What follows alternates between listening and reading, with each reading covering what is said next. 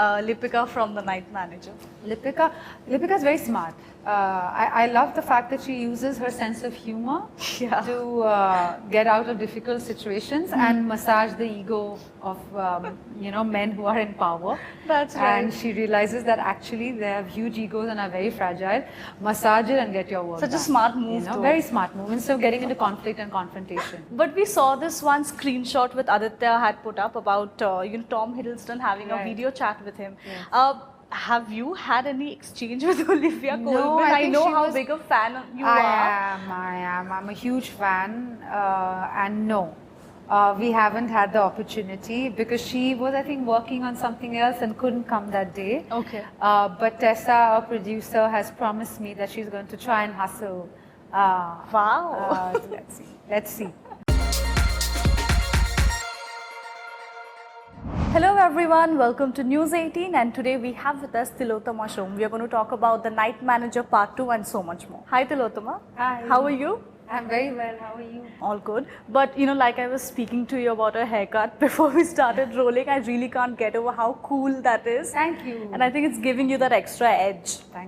Thanks. It was actually the tremendous heat. Yeah. The heat wave that our country is going through that made me, after almost having long hair for 11, 12 years, I just decided to chop it off. The moment I finished my last film shooting commitment, before I got any new job with any particular demands, I cut it off so that lovely. I'm not stuck in continuity of some character. Yeah.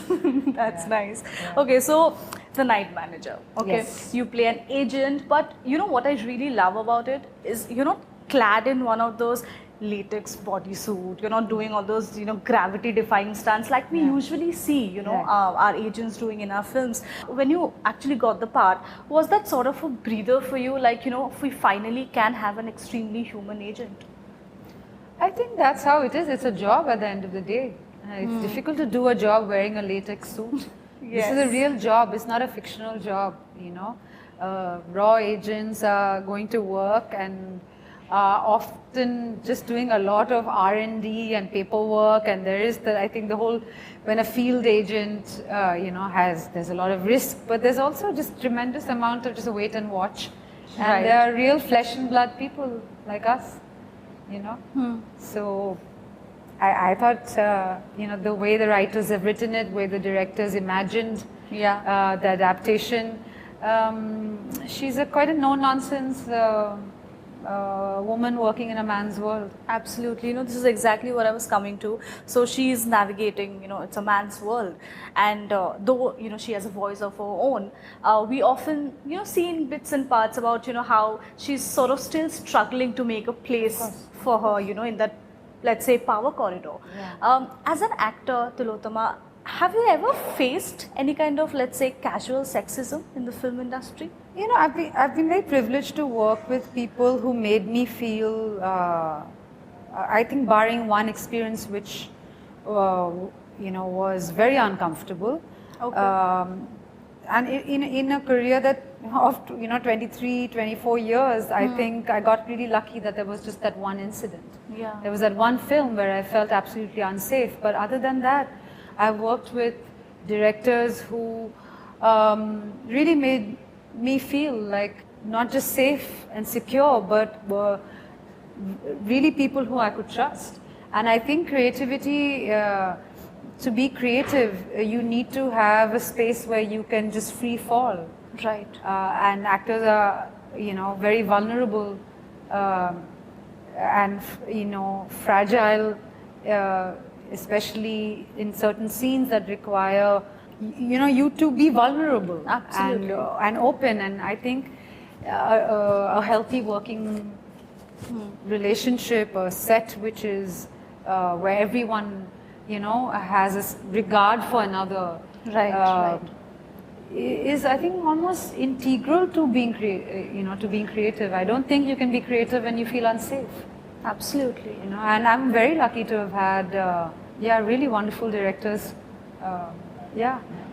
We also see you, your on-screen partner, in the show. such a, tremendous source of support. And I think that's very important, right? Especially, Yes. I think, in an industry also like ours, where the Yes. highs are so high and the Yeah. lows are so low. Yes.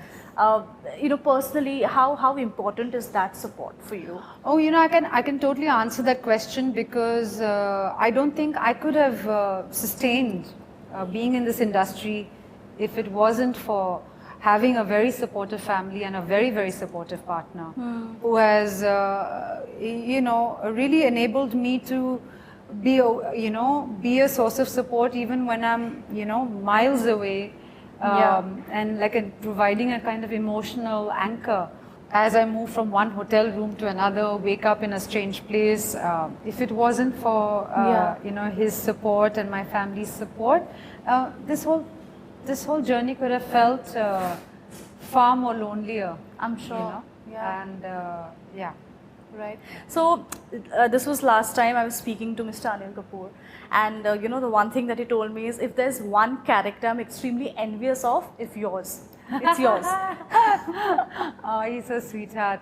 But I mean, this is also Mr. Anil Kapoor's brand of charm, right? Yeah. I think by saying this, he's making an outsider like me feel at ease, and but I also want to acknowledge the writers in the show that gave Lipika such great lines. Yes. And my director Priyanka, who included all the little things that I wanted Lipika to have. The way she talks, the way she walks. Right. And it was such a collaborative process to work with a director who is so detail oriented and likes to get into the small, the small fine lines. Right. In etching a character. And Sandeep, our showrunner, creator, had the macro perspective, the big picture. What's the rhythm of the scene? What should it be compared to, and what should it be given, keeping the whole show in mind. So to work with directors, who had the macro and the micro, and made space for an actor like me, who wants to prepare, who wants to know what are the places. Like Priyanka would go for a recce and send me videos. Wow. Of the space that Lipika was going to inhabit, so that I could then have the conversation with her. So in that area, she could have this prop. This is the prop she lifts up in this scene, and let's get that prop. So this kind of, it would have. I wouldn't have been able to do this if there wasn't that kind of encouragement and from my director. Yeah. Yeah. But what a lovely, what a powerful character. Thank you. Yeah. So I think after the first part had released, I think there was a premiere that was held in London for the original cast, right? Yes. Were you a part of it? No, I wasn't. Okay, but we saw this one screenshot with Aditya had put up about Tom Hiddleston having a video chat with him. Yes. Have you had any exchange with Olivia Colman? No, I know how big a fan you are. I am. I'm a huge fan, and no. We haven't had the opportunity because she was, I think, working on something else and couldn't come that day. Okay. But Tessa, our producer, has promised me that she's going to try and hustle. Wow. Let's see. Okay. Tillotama, tell me very honestly, you've been working, like you said, it's been more than 2 decades now. How does it feel really when you see yourself on the poster of, let's say, a full-blown commercial piece, like the Night Manager, for instance? Is it a sort of validation for you? I don't know. I just think that when you really love doing something, you're willing to wait for it. And also, I didn't know what else to do. That I loved so much, and that I was willing to. I was willing to go through the fallow period, the period of wait, the period of patience, of just, and at that time, being able to, I was saved by the fact that I had, very supportive family, but also saved by the many interests that I had, which were beyond films. Whether it was gardening or embroidery or books or people or travel, that I had many things that nourished me beyond and outside of films. So that allowed, I practiced Buddhism, that allowed me to to continue and hang in there during the periods where work was far and few. But it also kind of makes sense because this is a very competitive industry. I never expected it to be easy. Yeah. So I'm not complaining. You know, I don't expect that these things will just happen overnight. I think overnight success, these are exceptions to the rule. I think the rule is that in competitive industries, it takes time. That's right. You know? Yeah.